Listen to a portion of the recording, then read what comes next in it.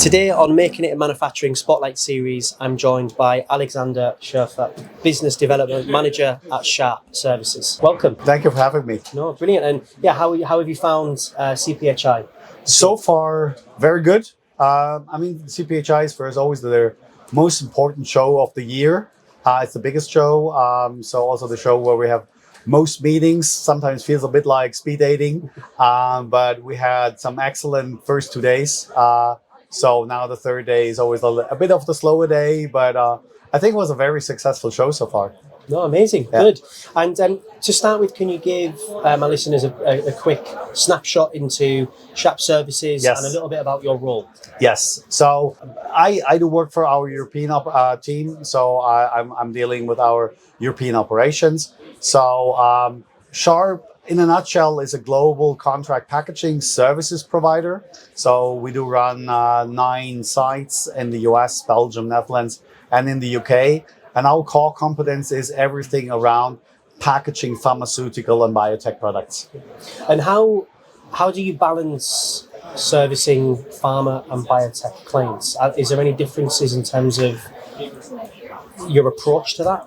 Not necessarily. It's like whether it's a small molecule or a large molecule, the approach within the fill finish space might be different because there are different expectations from the product.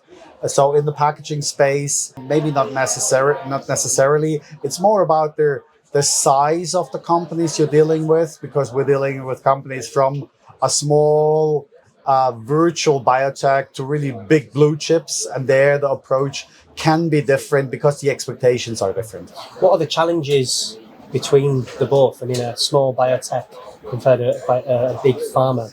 I think it's about maybe the level of services they do expect, the expertise they expect, and there might be a tendency that a small biotech does expect you to take them by the hand and really to guide them through the whole process, where big pharma has a tendency is like, we did it 50 times before, we know everything, so it's more about meeting their expectations in the sense that can we really support you in the way you need us to support you. Do you have a favorite? No, favorites. No, there are no favorites. They all have their pros and cons. Yeah. They all have their opportunities and their challenges. So it's just different. It's not good, it's not bad, it's just different. And in business development, it's all about trust. Yes. And getting, them partnerships, in the door. So how do you build trust early on in a process with a new client? That's a great question. I think there is no easy answer to that. So, but you're absolutely right. It's a lot about trust. And people need to have trust in what you do and that you deliver what you promise. So it is more about execution. It's also about building the reputation, but this is something which is more of a long shot. So you need quite a long time for building up a reputation, for delivering within the timelines you promised, within the budgets you promised. And this is something where you have to constantly work on, that you really deliver and you execute so that the customer has got a smile on the face in the end and say, okay, this is exactly what we were hoping for. And how, from a business development standpoint, obviously being the face to do that element, when projects are tight or timelines are tight and it's complex, how do you manage that when maybe things aren't going well and then you have to manage the relationship? So it is also always important to offer solutions. So whether it's like expediting something, bringing in new additional resources, but I think it's all about open communication. So don't hide if there's an issue. So have an open conversation. And I think the biggest expectation most probably is that you don't only put a problem on the table, but please give us a solution for that. So, and I think this is something we try to do on a daily basis, that we try to offer solutions, because of course they're always like our challenges, they're constant challenges, but it's about how can you deal with this and how do you deal with this. So, and I think we we try to have an open conversation with customers about, hey, how can we get this fixed now? I think a successful business will have that in their DNA. That's solution oriented, and I think that's what builds the trust, the reputation, because you find solutions. Right. I think it's so important. Fully agree. And within your team space, business development at the moment, what are some of the challenges that you're facing within the market from your perspective? I think it's like there are lots of challenges.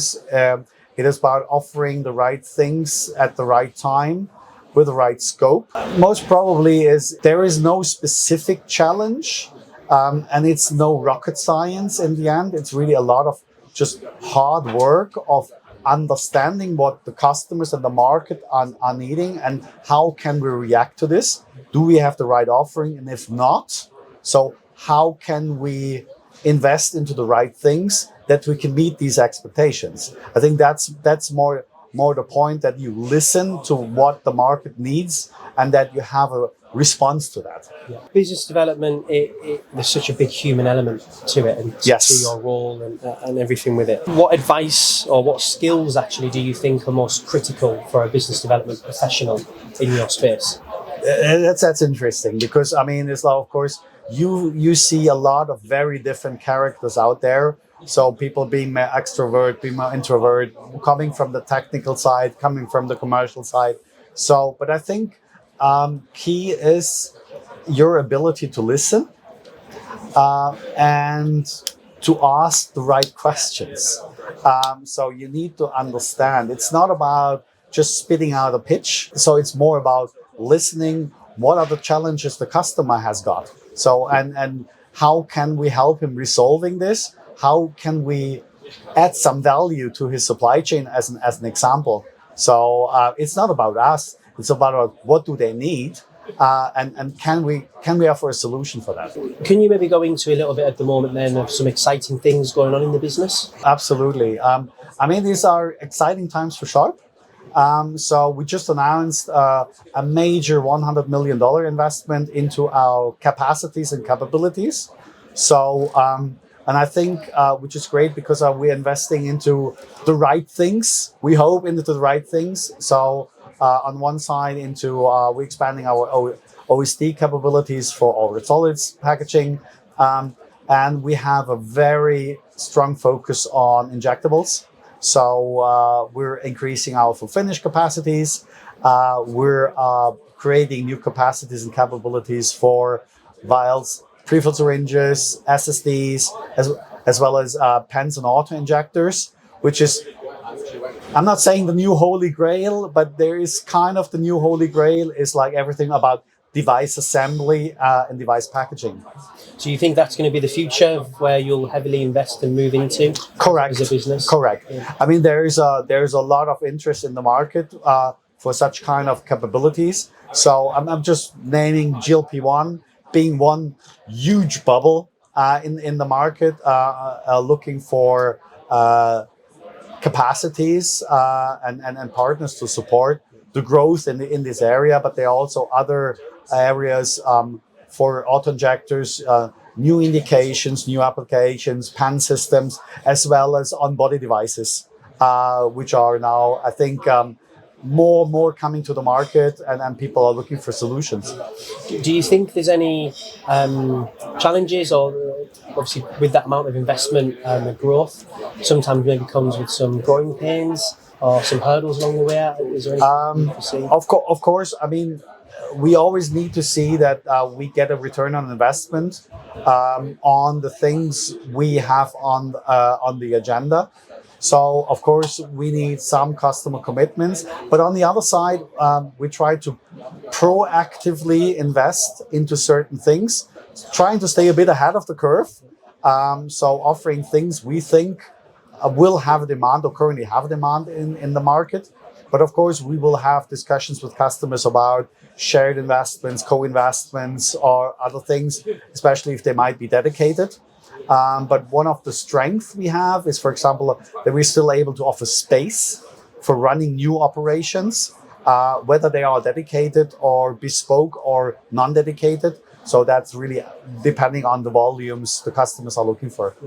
No, amazing. So exciting times for the business. Absolutely. Yeah, you're going to be very busy. Absolutely. Trying to get customers. Look, thank you so much for taking the time to meet today. It was great to You're get welcome. a bit of, an insight into the business, where you're going in the future, and also get your take on business development from that perspective. So, Okay, thanks great. a lot, Alexander. Lovely to Thank meet you. you. Thank you.